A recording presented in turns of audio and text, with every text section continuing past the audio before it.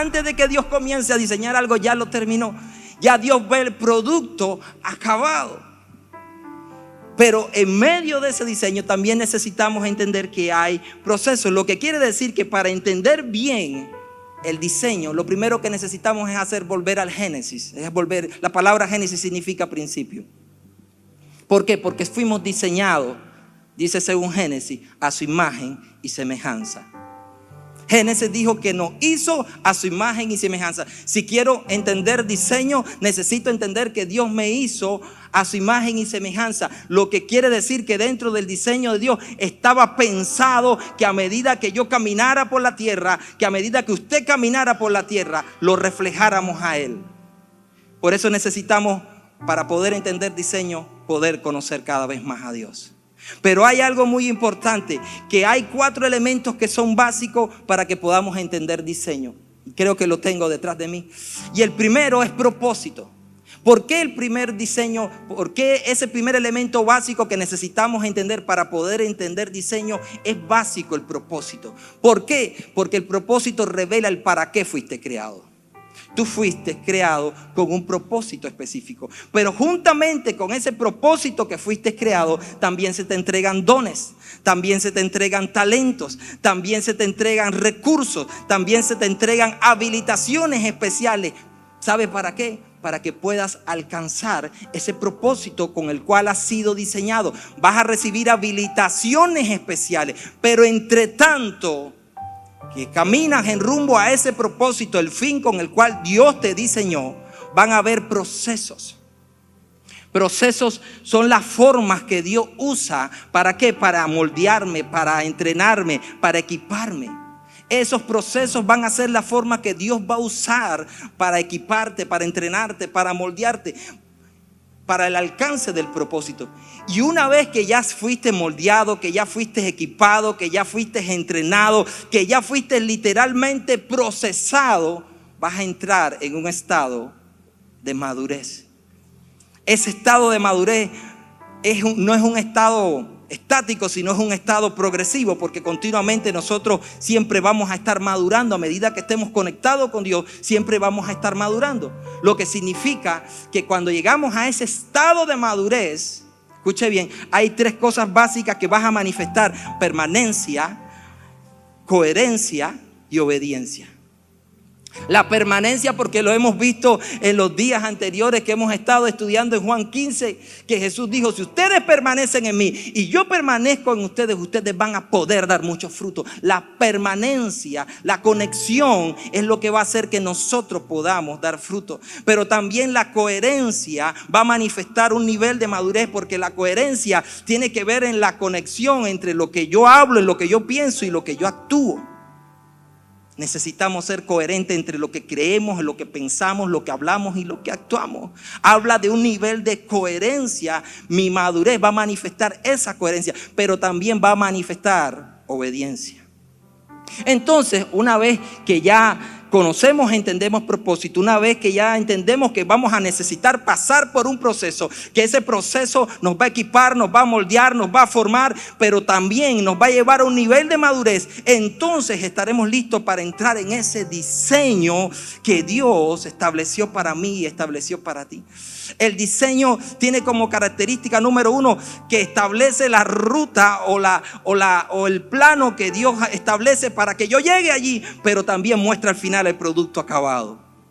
Cuando llegaste al diseño, ya está el producto prácticamente terminado y vas a servir de inspiración para otros. A través del diseño tuyo que Dios estableció para tu vida, Dios lo quiere, lo necesita, lo va a ocupar para poder inspirar a otros. ¿Cuántos dicen amén? Eso fue lo que desde un inicio Dios quiso hacer con Israel. Dios escogió a Israel, entre todas las demás naciones, estableció un diseño para él, le dio una ruta, los procesó, pero nunca pudo al final decirle a todas las naciones. Pero Dios sí lo quiere continuar haciendo con nosotros. ¿Cuántos dicen amén? Y si hay un personaje que en la Biblia podemos ocupar su vida para describir este proceso de diseño, es la vida de José. Hemos tomado la vida de José. No José, el padre terrenal de Jesús, sino José, el hijo de Jacob, el hijo de Israel, el 11º hijo de Jacob. Este que dice la escritura que era hijo de Raquel. Jacob solamente tuvo 2 hijos con Raquel, y uno de ellos fue José y el otro fue Benjamín. Pero en específicamente la escritura dice, hablando acerca de José, que Jacob amaba a José más que a todos sus hijos porque lo había tenido en la vejez. Jacob amaba más a José porque lo había tenido en la vejez. Y muchos pudiéramos decir, hey, como dicen, mala onda, porque había preferencia entre él y el resto de los hermanos. Pero ¿sabe qué? A medida que uno se va poniendo viejo, uno comienza a valorar más las cosas que la vida le entregan. Y como este hijo, Dios se lo permitió casi al final de sus días, Jacob valoraba la vida de José mucho. Era muy importante lo que significaba. Y de hecho, él amaba mucho a Raquel. Y eran solamente estos 2 hijos. Por eso para él José tenía un significado muy especial. Entonces la escritura dice que Dios tenía un plan para José, pero ese plan implicaba que José transitara por un proceso. Vamos a ver la vida de José. Dios tiene un plan para José, pero para que José llegara al cumplimiento de ese plan, de ese propósito, de llegar a ese diseño, era necesario que José pasara por un proceso. ¿Un proceso de qué? Lo que acabo de mencionar, de formación, de capacitación, de entrenamiento. Y en medio de ese proceso, Dios lo estaba preparando, Dios lo estaba equipando para la asignación que le iba a ser dada. Es muy posible que hoy usted esté en medio de ese proceso. De hecho, es una realidad que todos estamos en medio de un proceso continuo de formación. ¿Cuántos dicen amén? Aunque usted no lo sienta, aunque usted no lo vea, aunque usted no lo perciba, hay alguna obra. Filipenses capítulo 1 versículo 6 lo dice, que Dios de continuo está haciendo una obra en nosotros. Por eso el apóstol Pablo dice, estoy persuadido, estoy convencido de que comenzó en mí. Hay una obra que está en proceso continuo. Esa obra, hoy Dios la está haciendo en tu vida. Estás en medio de un proceso. Tal vez usted dice, pero si mi proceso, lejos de verse lindo, se mira bien feo. Sí, es que todos los procesos no tienen que ser lindos. Hay procesos que hasta que llegues al final, entonces vas a poder ver, como dije al principio, la obra completamente acabada. Cuando hablamos de procesos, permítame ilustrárselo. Cuando comienzan a pintar un auto, un vehículo. Por lo general la gente solo al final se fija cuando ve el acabado, cuando lo ve bien brilloso, cuando lo ve bien pulido. Dice, qué salvaje quedó, dice la gente. Pero no sabe que eso que ven ahí simplemente es la última parte del proceso. Que antes de que ese auto llegara a estar brilloso, reluciente, primero tuvo que ser raspado. Le quitan la pintura vieja. Tuvo que ser lijado. Si tenía pedazos podridos, tuvieron que soldar pedazos de chapa nueva. Tuvieron que ser enmasillados, lijado, enmasillado, lijado, enmasillado, lijado. Hay todo un proceso. Después, envasado. Después, pintado. No sé en qué parte de ese proceso usted se pudiera encontrar hoy. Pastor, yo siento que estoy en la lija. Siento que me están dando duro. Y es como con grano 60. Ese que raya bastante. Siento que el proceso que me está tocando es bastante desgastante. Siento que como que no pasan al envasado, como que solamente estoy en la masilla. Solo es masilla y lija, masilla y lija. Mi primer carro que tuve, cuando lo vendí, en vez de venderlo por el año, lo vendí por libra. Pregúnteme por qué. ¿Sabe por qué? Porque le había echado tanta masilla que le dije al hombre, te lo voy a vender por libra. Ni por el año se lo vendí. Era más lo que pesaba por la masilla que tenía que por las partes que tenía. Pero el proceso, simplemente lo que quiero darte a entender es que al final, cuando el carro está pintado, se mira bonito, pero muchas veces no entendemos todo el tiempo que se invirtió para que él se viera así. Es posible que hoy tú puedas ver a algunas personas y tú dijeras: wow, cómo me gustaría llegar ahí. Pero muchas veces no entendemos ni conocemos todo el proceso que Dios llevó a esa persona para que hoy pudiera estar ahí. Entonces, cuando vemos la vida de José, por favor, acompáñenme a Génesis capítulo 37, versículo 3. La escritura dice: llamaba a Israel, o sea, Jacob, llamaba a Israel a José más que a todos sus hijos, porque lo había tenido en la vejez y le hizo, no se la compró. Dice que le hizo, no se la mandó a hacer. Le hizo, no se la mandó a pedir por Amazon. Él se la hizo y le hizo una túnica de diversos colores. Y viendo sus hermanos que su padre lo amaba más que a todos sus hermanos, le aborrecían. Sus hermanos le aborrecían y no podían hablarle pacíficamente. Y soñó José un sueño y lo contó a sus hermanos, y ellos llegaron a aborrecerle aún más todavía. Wow. Entonces, el sueño que José tiene, como explicábamos en el gráfico que presentamos al principio, no es más que la visión profética del propósito de la vida de José. Ese sueño que Dios tiene es la visión profética de su sueño, de su propósito, perdón. Entonces, José, este sueño no fue resultado de ¿qué? No fue resultado de la imaginación de José. Este sueño no fue resultado de una mala digestión. Este sueño es resultado de un anuncio profético que Dios le está dando a José para el cumplimiento de su propósito. Ahora, es bueno aclarar que los hermanos no aborrecían a José por causa del sueño. Ya los hermanos anticipadamente aborrecían a José por causa de que Jacob lo amaba más a él que al resto de ellos. Entonces el sueño, lo único que hizo, el sueño fue el detonante para que ellos le aborrecieran más. O sea, el sueño tenía que ver básicamente con que José miraba y él decía: yo miré unos manojos. Pero no se lo quiero contar ahorita, se lo voy a contar después del sueño.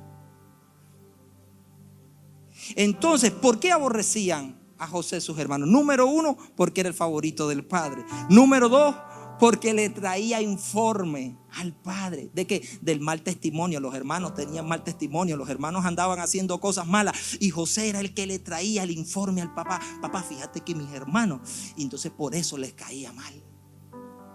Entonces, pero no solamente eso, Jacob le había regalado una túnica de colores. A ningún otro se la había dado, pero a José le hizo, dice la escritura, él le hizo una túnica de colores. Esa túnica de colores básicamente la usaban la gente de la nobleza, la gente distinguida, la gente que tenía un alto rango. Y cuando los hermanos miran que el papá le da esa túnica a José, ellos dicen: esto me huele feo. Este brother no es el primogénito, pero Dios lo puede, pero mi papá lo puede poner como el jefe de nosotros. Y entonces ya por ahí había una serie de malestares, había una serie de inconformidades, había una serie de envidias con la vida de José entre él y entre sus hermanos contra él. Ahora, pero como que si fuera poco, ahora José tiene un sueño.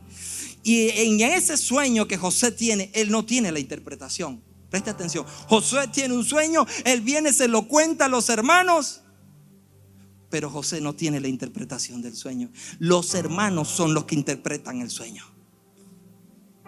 Otros son los que interpretan el sueño. Y la interpretación la hacen desde un corazón dañado. La interpretación la hacen desde un corazón que está lleno de envidia. La interpretación la hacen desde un corazón que está lleno de rencor. Porque un corazón que está enfermo nunca va a tener la interpretación correcta de lo que Dios quiere decir. Un corazón que está enfermo nunca va a tener la interpretación correcta de lo que Dios está diciendo, de lo que Dios quiere decir. Entonces necesitamos ver y tomar que el sueño de José, desde donde José contó su sueño. Recuérdense que era un chaval, tenía 17 años. En aquel entonces todavía alguien de 17 años era considerado bien chaval. José era todavía alguien inmaduro. Y hay que ver ese sueño que José recibe, desde dónde lo cuenta. Si lo cuenta desde un estado de inmadurez, si lo cuenta desde un estado de orgullo. Porque diferente es que, mire hermanos, fíjense que anoche tuve un sueño, pero el sueño estaba como que algo rarito, dice. Fíjense que habían como 11 manojos. Estábamos en el campo armando manojos. Y de repente el manojo mío se paró y los de ustedes se inclinaron al templo. ¿Verdad que el sueño está como? Qué diferente sería. Prepárense porque tuve un sueño. Y el sueño está power, le dice. Estábamos en el campo, y los manojos de ustedes todos estaban delante del mío y el mío estaba parado. Es muy diferente, ¿verdad? Hay que ver desde qué posición, cómo él le presentó el sueño. Recuérdense que era el preferido de su papá. Recuérdense que él era el mimado. Él podía hacer lo que él quería. Pero eso, con la contada del sueño, lo introduce en un proceso en el cual Dios quería llevarlo. Ya la revelación del propósito profético ya estaba dada a través del sueño. Aunque él no tenía Dios le da el sueño, pero Dios no le da la interpretación del sueño. Pregúnteme por qué. ¿Sabe por qué? Porque si él hubiese sabido la interpretación del sueño, si él hubiese sabido el proceso por el cual él iba a tener que pasar, créame que nadie lo saca de abajo de la cama de su papá. Se vuelve loco. Si José hubiese sabido anticipadamente todo el proceso que le iba a tocar pasar, él hubiese dicho: no, aquí no me sacan ni a palo. No me saca. Por eso Dios le da el sueño, pero no le da la interpretación del sueño. Le da el sueño, pero no le da tampoco a conocer el proceso para el cumplimiento de ese sueño. ¿Por qué? Porque hay dos sueños. Hay los sueños que Dios nos da y hay sueños que nosotros tenemos que son lindos y nosotros queremos que sean de Dios. ¿A cuántos le ha pasado que han tenido un sueño lindo y dicen: yo siento que ese sueño es de Dios? Pero tal vez no es de Dios ese sueño. Y queremos decir: el sueño es de Dios. Entonces la gente que sabe que Dios le dio un sueño, no sé si Dios le ha dado un sueño, va a aguantar el proceso. José aguantó el proceso porque sabía que Dios era el que le había dado el sueño. Cuando sabes que Dios es el que te dio el sueño, vas a hacerte fuerte, vas a poder resistir en el proceso. Pero hay gente que como no aguanta el proceso, ¿qué hace? Inventa otro sueño. Vamos a cambiar de sueño, es como que vamos a cambiar de canal porque este está muy feo. Entonces vamos a cambiar de canal. Como no aguanta el proceso, cambia el sueño. Pero Dios mostró el sueño, pero no el proceso. Lo que quiere decir que nadie te puede mostrar el proceso. Simplemente te va a tocar pasarlo. Hay procesos que Dios se los podía haber mostrado, como ya dije anticipadamente, pero eso hubiese hecho que Él se hubiese bloqueado. Hay procesos que Dios no nos los va a revelar, simplemente nos va a tocar tener que pasarlo. Van a ser de ineludible cumplimiento, querramos o no querramos, los vamos a tener que pasar. ¿Por qué? Porque son parte del cumplimiento profético de lo que Dios estableció para nuestra vida. Ahora, cuando José comienza a ser procesado, y una de las cosas que vamos a ver es la intervención de Dios una y otra vez. Algunas veces Dios lo hace directamente, otras veces Dios lo va a hacer por medio de personas. Dios, en medio de todo el proceso, ¿sabe qué es lo bonito? Nunca deja solo a José. Aunque mira que se tarda, que pasa el tiempo, Dios siempre estuvo con José. Lo interesante para comenzar el proceso es que Dios lo saca del ambiente donde está. De igual manera que hizo con Abraham. ¿Qué hizo Dios con Abraham? Iba a comenzar un proceso. ¿Y qué es lo primero que le dice en el inicio de ese proceso? Salte de la casa de tu padre, de tu tierra, de tu parentela. Lo primero que hace es sacarlo del ambiente de confort. Lo primero que hace es sacarlo del ambiente que pudiera recibir ayuda. Lo primero que hace es sacarlo a un ambiente donde él pudiera ser netamente dependiente de él. Lo mismo hace con José. Lo saca a un ambiente donde no va a tener ayuda ni de papi ni de mami, donde no van a estar los hermanos, donde no van a estar nada, donde José iba a depender directamente de Dios. Hay procesos que Dios nos va a hacer pasar por ellos y nos va a sacar y nos va a poner en lugar donde no vamos a tener ayuda de nadie, para enseñarnos a depender de Él. Gracias a Dios por esos amenes, porque hay gente que no tiene miedo. Hay gente que le dice: es feo estar en un proceso y que no haya nadie que te ayude, ni nadie que te diga: ay, pobrecito, está pasando el proceso. Eres bien feo. Se lo llevaron a un lugar donde no tenía nadie. Entonces, lo que nunca pensó José, que para el cumplimiento de ese sueño que había tenido allí en su casa iban a pasar 13 años. Y en esos 13 años, escuche bien, le iba a pasar de todo. Para el cumplimiento de ese sueño que él tiene, que él le cuenta, son 2 sueños, que él le cuenta a sus hermanos, desde ese día hasta el cumplimiento del sueño pasan 13 años. Y en esos 13 años le pasa de todo. Lo pensaron en matar, lo tiraron en una cisterna, lo vendieron como esclavo. Después de esclavo lo acusaron, lo difamaron, lo acusaron de intento de violación y después lo meten preso. De todo. 13 años, una y otra cosa. ¿Cuánto, si usted tiene un sueño y le pasan todas esas cosas, usted pensaría que el sueño se va a cumplir? Usted dice: no, es que sueño ni que nada. Dice: si yo creo que lo que me echaron fue brujería. Dice: me han pasado tantas cosas que yo creo que lo que me echaron fue brujería. No tengo ningún sueño. Pero José entendía y no desistía, y él sabía que ese sueño en algún momento de su vida se va a pasar. ¿Por qué? Porque los procesos en algún momento pudieron haberle dado el mensaje equivocado a José, diciéndole: se acabó el sueño. Los procesos que él estaba pasando, viendo que le estaba pasando una cosa mala tras de otra, José pudo haber dicho: no hay sueño, se acabó el sueño. Sin embargo, aquí es cuando nosotros, cuando estamos en medio de un proceso, comenzamos a hacernos preguntas. ¿Cuántos se hacen preguntas cuando están en medio de un proceso? Todos nos hacemos preguntas. Y las primeras que vienen son las de la incredulidad. Comenzamos a pensar, entra la duda y comenzamos a dudar de que en realidad ese sueño era de Dios, no era de Dios, que si es mío, que si no es mío, que si es de Él, que si el sueño fue porque me comí una pupusa de chicharrón con frijoles revueltos y no sé qué y me dio ese sueño. Y entonces comenzamos a entrar en un estado de duda. Lo primero que viene es la duda, la incredulidad. Es ahí donde el enemigo primero ataca. Posteriormente viene esta pregunta: ¿por qué a mí?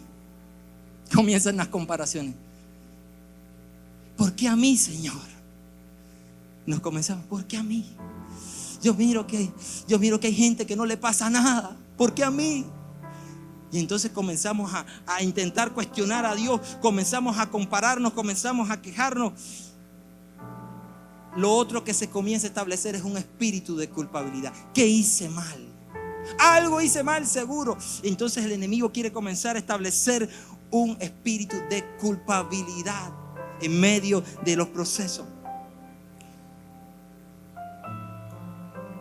¿Sabe qué otra cosa viene a la mente? Dice esto: cuando usted está en un proceso y usted mira que las cosas están ocurriendo cosas que no son tan buenas, una de las cosas que literalmente o que regularmente decimos nosotros es: esta no es la voluntad de Dios.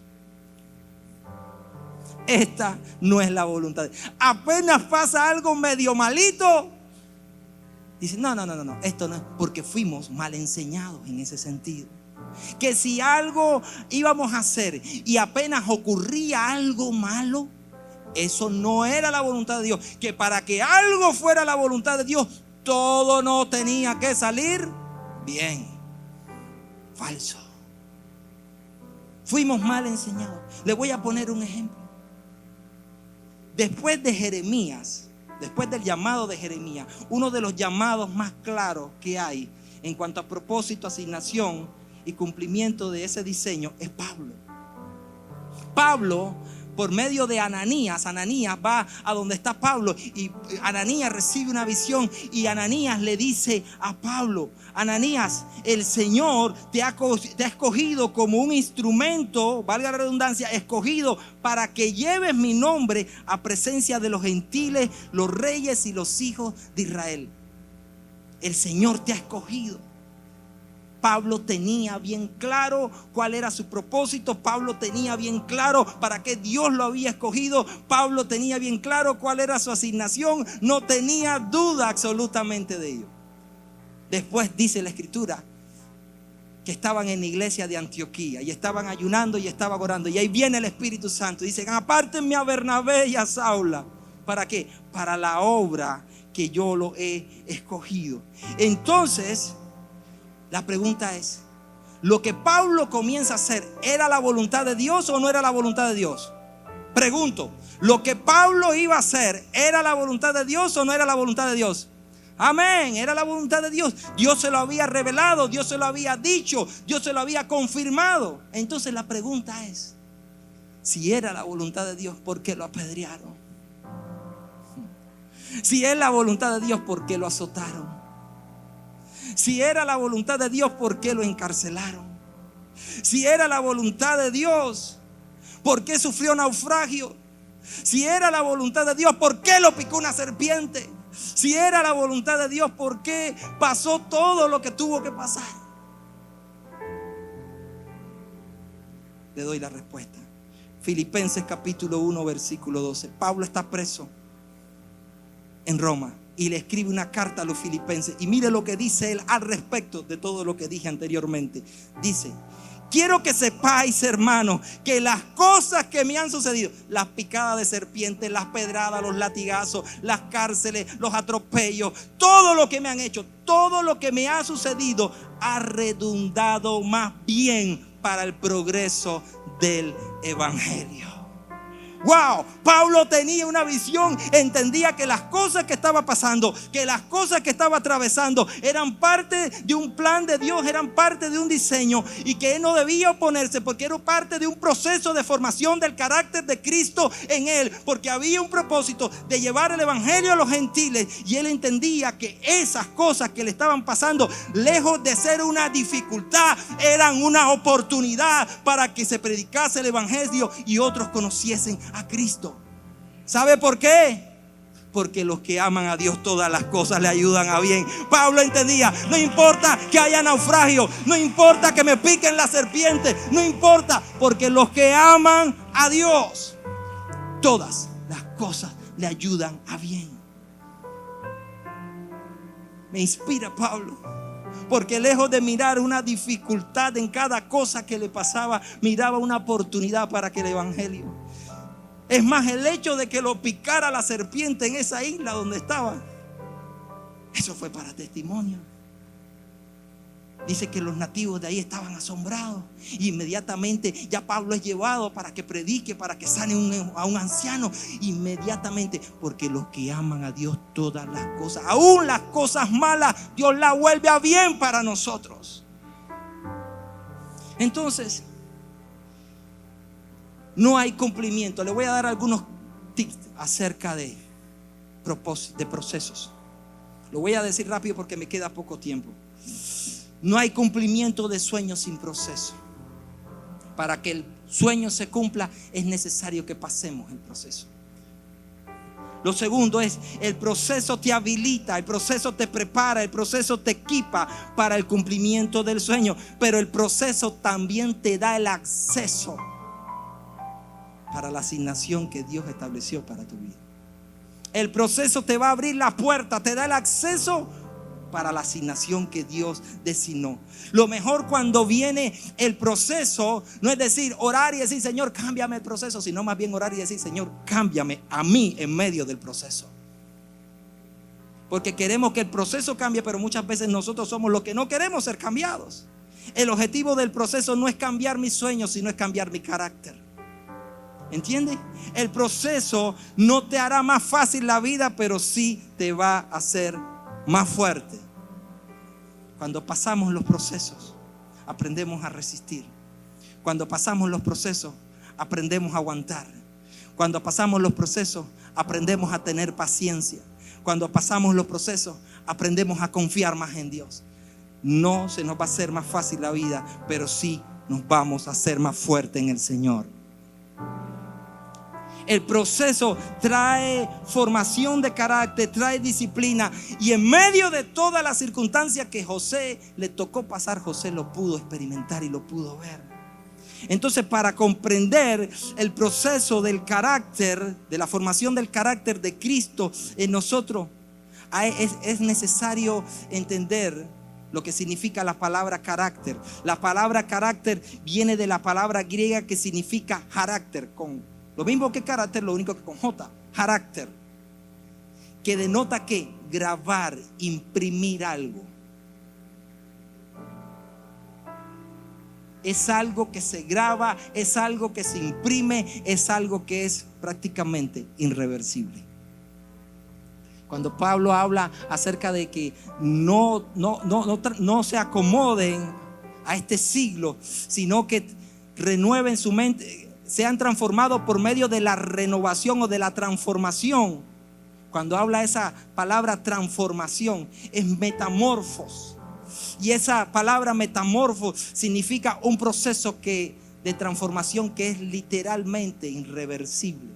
Cuando entramos en proceso, Dios nos va a procesar y ese proceso va a dejar una marca tan profunda en nuestro carácter que va a ser literalmente un proceso irreversible de lo que Dios está haciendo. El carácter, vamos a hablar un poco acerca del carácter. ¿Qué es el carácter?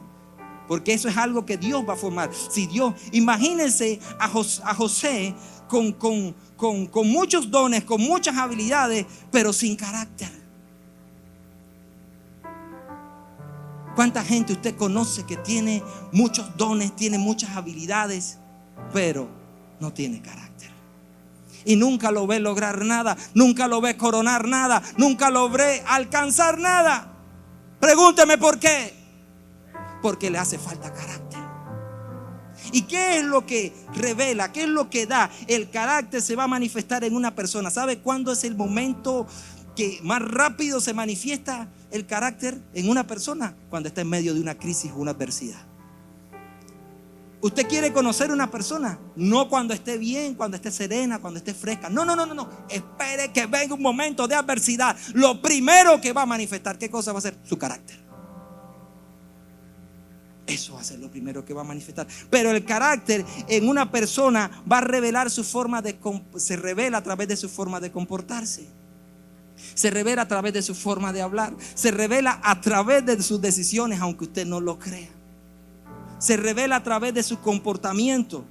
Pero también cada escenario de nuestra vida y situaciones que nosotros pasamos, Dios lo usa para ir cada vez formando más nuestro carácter. El Espíritu Santo que está en nosotros, un trabajo continuo que hace es en nuestro interior estar formando el carácter de Cristo en nosotros. Continuamente, aunque usted no lo vea, imperceptible tal vez para la vista humana o para los sentidos humanos, pero ahí está el Espíritu Santo continuamente formando el carácter de Cristo en nosotros. Porque Dios está más interesado en nuestro carácter que en nuestra comodidad, en nuestro carácter que en cualquier otra área de nuestra vida. Ahora, la vida de José en todos estos escenarios y circunstancias, Dios la usó para formar el carácter de José. Había un anuncio profético, estaba en medio de un proceso, pero había un diseño que Dios quería mostrar a través de la vida de José. Y en cada escenario que José le tuvo y le tocó pasar, cuando fue vendido, cuando fue llevado como esclavo, cuando fue denunciado falsamente, cuando estuvo preso, en todos esos escenarios Dios estuvo con José, pero también estuvo formando el carácter de José. Lo que quiere decir que Dios tenía un propósito con José, y en el camino hay todo un proceso de preparación, como lo hemos venido diciendo. Esa preparación no es por gusto, porque al final de la vida de José, o de esta trayectoria que vamos a estar estudiando en los siguientes días, nos vamos a dar cuenta que rindió fruto. Para lo que Dios lo equipó, para lo que Dios lo preparó, para lo que Dios lo entrenó, al final terminó dando fruto. José logró entender que había llegado hasta el lugar donde Dios lo había llevado, porque Dios había ordenado un plan. Y mire la conclusión que saca José. Génesis capítulo 45, versículo 5, dice: ahora pues no entristezcáis. ¿A quién está hablando? A sus hermanos. Ahora pues no entristezcáis, ni os pese haberme vendido acá, porque para preservación. ¿Para qué? Preservación. Ya él tenía claro para qué Dios le había hecho pasar todo el proceso. Ya él tenía claro el significado del sueño que había tenido cuando era solo un chavalo. Él dice: ustedes no fueron los que, no se sientan mal porque me han vendido aquí, porque para preservación de vida Dios me envió delante de vosotros. Lean el versículo 7 ahora, del mismo 45. Y Dios me envió delante de vosotros. Vuelve de nuevo para. Lo tenía claro. Dios me envió delante de ustedes para preservaros posteridad sobre la tierra y para daros vida por medio de gran liberación. Así, y aquí viene el sello, no me enviasteis acá vosotros, sino Dios me envió. Yo entiendo que lo que yo viví, que el proceso que atravesé, que hasta donde he llegado, era un plan bien trazado y establecido por Dios, porque había un diseño de parte de Él para mi vida, igual que lo hay para ti, igual que lo hay para todos nosotros. Necesitamos entender que estamos en las mejores manos, estamos en las manos de Dios. Y cuando usted se deposita en las manos de Dios, el cumplimiento de ese plan, de ese propósito, no siempre va a rendir un fruto, siempre va a tener un resultado. Entonces hay procesos en los que Dios no nos va a pedir consentimiento, simplemente lo va a hacer. Pregúnteme por qué. Porque ese proceso nos precede a nosotros, porque eso es más grande, es más importante que nosotros. Imagínense que todo ese proceso que José pasó hizo que pudiera preservarse toda esa nación, ese pueblo, toda esa familia que después fue grande, numerosa. Entonces, lo que el proceso que estaba pasando José lo precedía a él. En otras palabras, cada vez que pensemos en los planes de Dios, debemos tener un entendimiento más corporativo, que Dios quiere no solamente hacer a través de mí, sino que Dios quiere hacer conmigo para otros. Porque muchas veces estamos en el proceso y Dios está pensando, y uno está pensando, ¿qué es lo que Dios quiere hacer conmigo? ¿Por qué no pensamos qué es lo que Dios quiere hacer a través de mí? ¿Cómo puede lo que yo estoy pasando bendecir a otro? El plan de Dios es más grande que nuestros propios deseos de autorrealización o autosatisfacción. Va mucho más allá. Entonces, termino con esto. Fíjense que los nombres de los hijos de Israel, los nombres de los hijos de José describen el proceso de depuración por el cual él pasó. Porque mire, él pasó un año en la casa de Potifar, hasta que la mujer lo difamó y lo acusó de intento de violación. Pero pasó 12 años en la cárcel. ¿A dónde te quiero llevar? ¿Cómo se hubiese puesto tu corazón por 12 años en la cárcel? Amargado, resentido, lleno de odio, de falta de perdón, con deseos de venganza. ¿Sí o no? ¿Te hubieses puesto así, sí o no? Buscando un culpable, quejándote contra Dios, molesto con Dios. Pero miren, cuando él llega al final del proceso y tiene 2 hijos, le pone los siguientes nombres. Y esos nombres van a describir el proceso por el cual él pasó.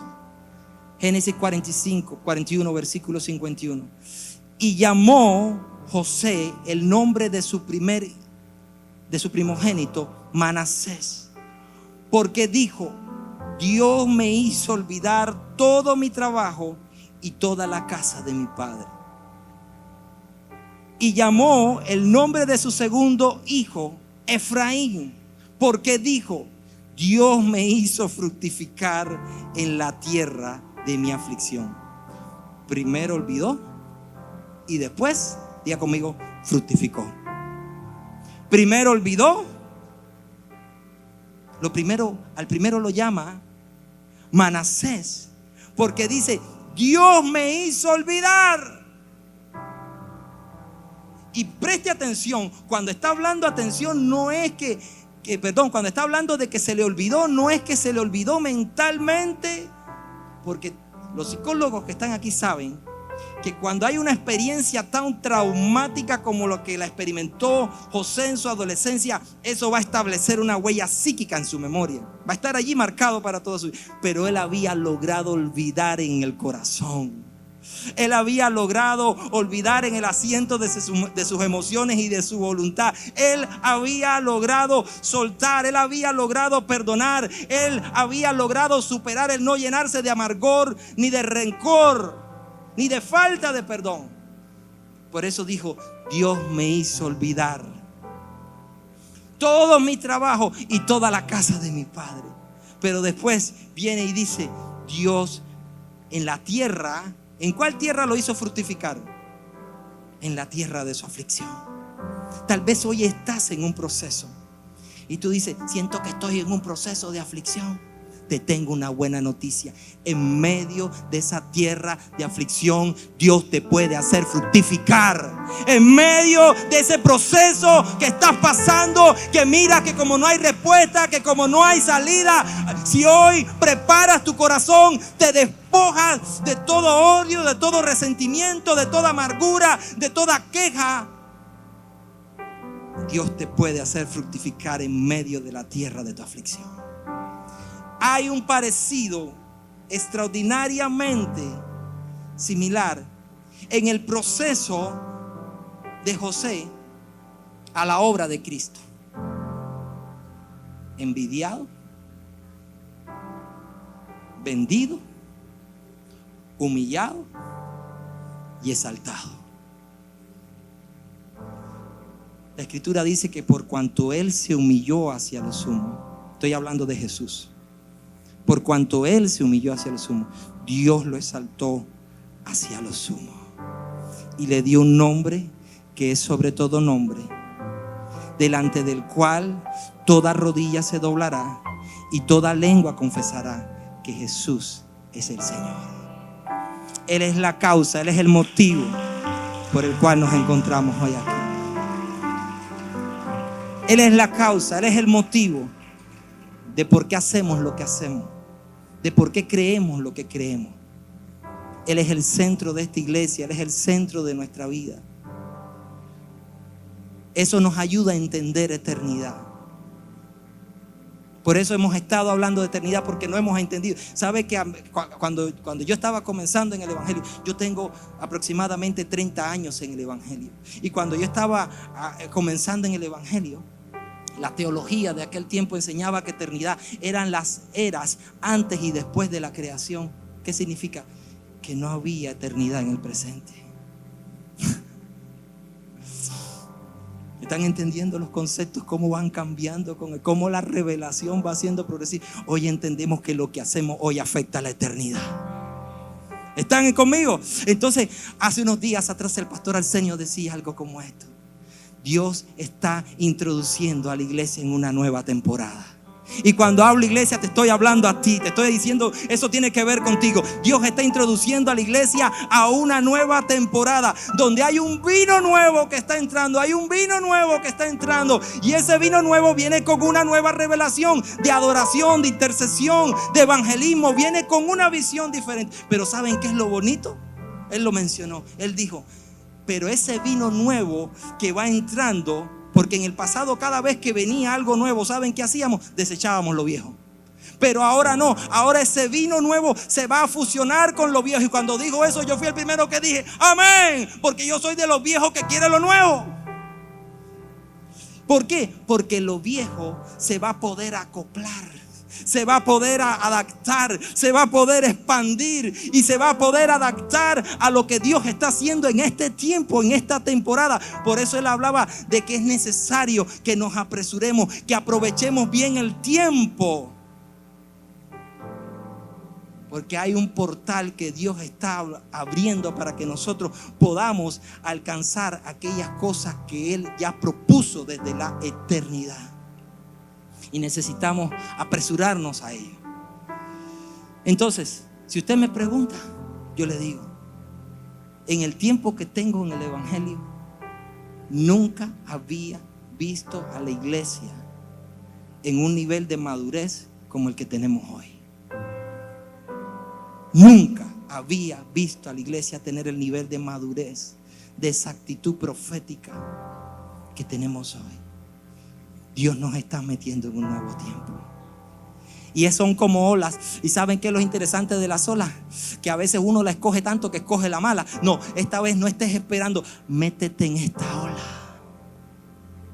para que después no digas, me quedé afuera.